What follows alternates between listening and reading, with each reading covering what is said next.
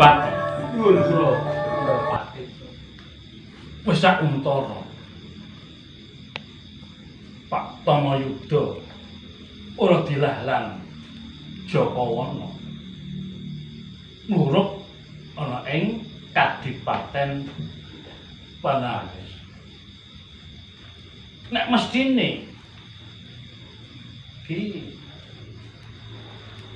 nang sowan bali kaos palakuran ana ing kraton. Ing kok durung ana warta iki Yudapati. Setya Pati. Heeh. Kula aturi ngantos sawetawis.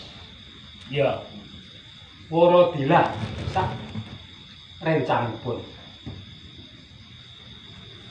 Mbok menawi mangke para dilah sak rencangipun menika dereng sowan. Kula ingkang badhe sumusul wonten ing Kadipaten Pandananggris sak Padyabala.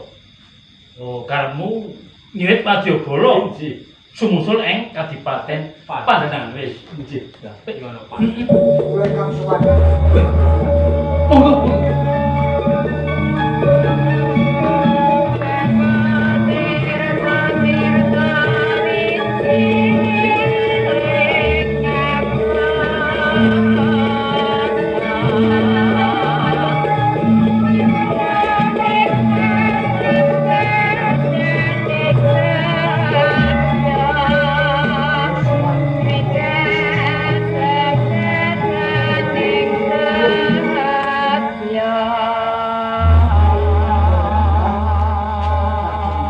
Putranipun lajeng menika Senopati Wirabruta. Pati Wirabruta Senopati. sampun kula sowanaken wonten ing sapa jenengan. Senopati Agung Wirabruta Leres kang kondhang kaunang-unang. Digdaya Sekti Mahambara mula dipercaya marang dening Sang Prabu Brawijaya ing Majapahit. luruk ana ing Pandananggris. Kadipaten. Iya, leres. Beh, Namung nyuwun sewu kok Kipati. sadurunge Pak Tomo kok kaya mambu manteng aku ya. Kata tasih ngaten. Ateges bedana tasih normal Kipati. Lho, Nyatenipun landhep sanget kok panggraita panjenengan. Mila leres kula menika rumiyin dipunutus dening Sang Prabu Brawijaya Majapahit supados ngendharat Adipati Surapangga. kelingan. Iki kemutan kula tak matur rumiyin. Ya, Supados cetha perkaranipun.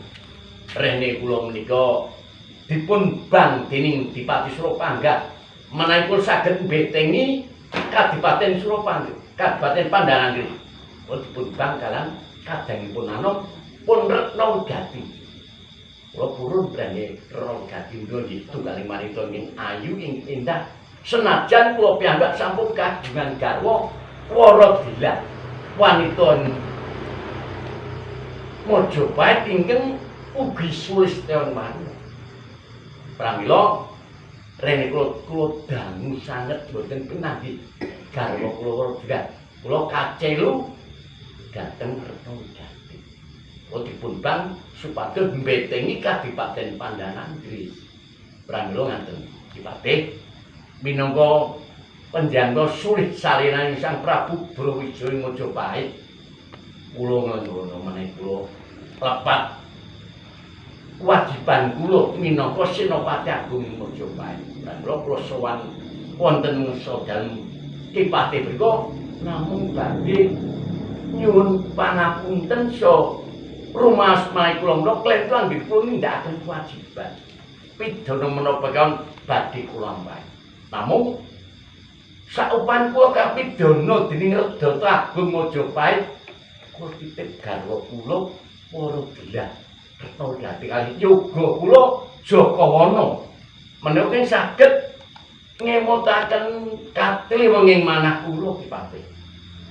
Pramila kula menika kula ngguna mari kula menika lepat tumrap negari Majapahit. Prabu sumangga ring penjangga sulih sarinan Sang Prabu Brawijaya sumangga badhe kawicaksanan dalem anggenipun badhe paring pancasan dhateng kula sak kulawarga. Monggo lajeneng nika. Gandeng pengiranipun Cukup. Terima kasih cukup. Sampun. Ayo jenenge Senopati Agung wicaksana pinter digdaya lare matur nganti pepak Supados cetha perkasipun nggih Patih. mongko sinajan to pira brata ora matur kang daki-daki wakeh-akeh aku wis priksa Meningaken syukur bejo mestinipun laporan saking Telik Sandi ingkang dipusebar wonten Kadipaten Pandanan. Namung badhe kasundi kok sampun nglenggono. nang kene iki lemu matur nglenggono bagus nanging kira brata Pundi Patih? perkara pidana kang bakal Ngrampungaken perkawis kula bakal tak aturake marang Sang Prabu Brawijaya Pradata Agung kang bakal mutusi apa kang dadi pidanamu. Patih lan kabeh kang padha suwan. Pidana apa kang bakal sandhangan bakal tak tampa kanthi lega-leganing manatu. Bagus. Namung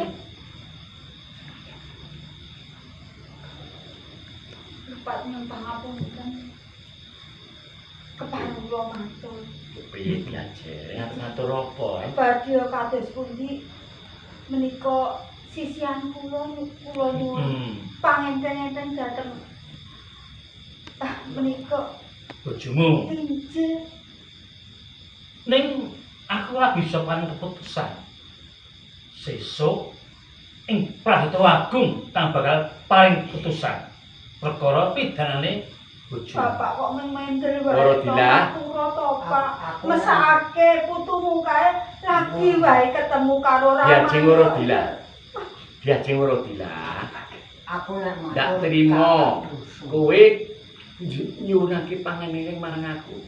Sak temene aku uga sitresna marang sliramu Warodila. Roh jatuh aja sumelan. Kowe tetep dadi garwa aku bareng mukti ning Praja Majapahit diajeng. Bebarengan karo kadangmu Warodila. Lan putraku Jakawana. Pak Tomo, Nggih, mbok yurun rembug to. nggih. Kula tak matur. Nggih. Panjenengan jauh to, Pak. Nalika semanten kula sampun sowan ing Panjenengan.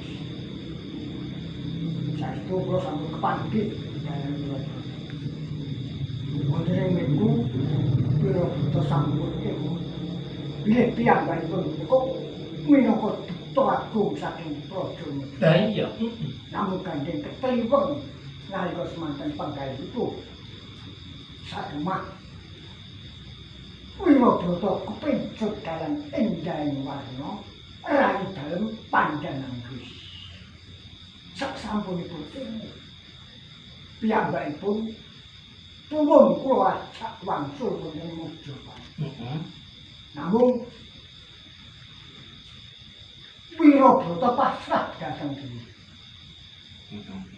Menawi sampun sowan wonten ing ngasa sampeyan dalem Sang Prabu Brawijaya, Wirobrata sinaosa kados pundi kemawon nyuwun panganten. Namung semantena ing sak mangke monggo anggenipun ngajengaken wonten ing Pradata Agung Majapahit. Mila leres Ki Patih. Iya. Malah laras ngendikaku mau.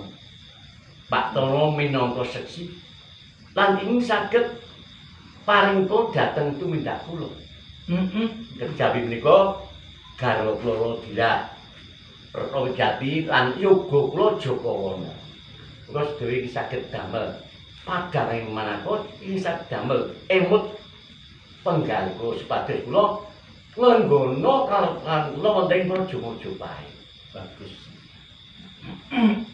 Kula ayo disikseni aku padha nenungno nangsa dan Gusti Kang Wagung supaya Nuwun.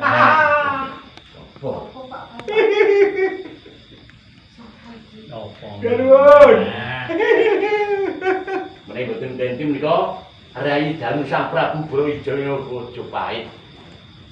Lah. Hahaha. Lara Dina. Aku kandha kowe, Duk. Kok ngono kuwi lho.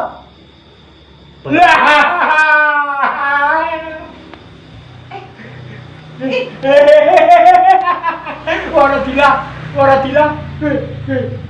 Iki dudu Kok dibilang. Eling to. Iki garwaku nol jati ya. Kipate. Eling-eling. Jeng pengiran imut. Kok kaya Bathara Guru. Sing dadi sumbering perkara iki Lah menika malah bayi dalem Sing langsung menika. Aku ndak melu-melu dadi kan. Wis iki wae. Jan iki topak iki. Bilane Pak Tomo. jeng pangeran Sindura. Sindura napa? Ayo Sindura edan kok Sindura Yang sapa? kira dalem lho. Sentana dalem. Aku ngerti. Lah kok dadi Kipate. Menapa mboten takon jae menawi Sindura punika dipun lebetaken ing Pak Kunjaran.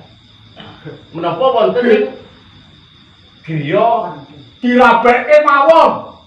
Dirabekke. Idapati. kose. Dirabekke. Aku dawuh marang Tapi kok ya? Oh ya. Kose iki garap nol jati. Jeng pengiran. Ora Dina. jeng pangeran Sindura. Ora tilah. Itu Pak. Jeng barang dulu rakyat hubungan ing Pak Kunjaran. Pak Tomo dibantu. Hubungan ing Pak Kunjaran. Ora Dina. Aku cendha kowe.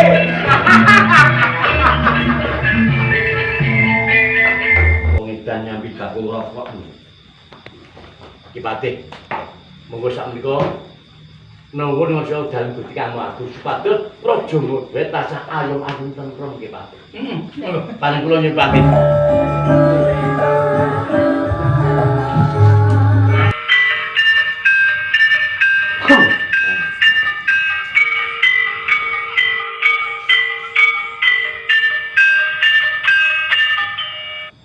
Salam budaya. Lestari budayaku, Salam budaya. lestari budayaku, Salam budaya. lestari budayaku.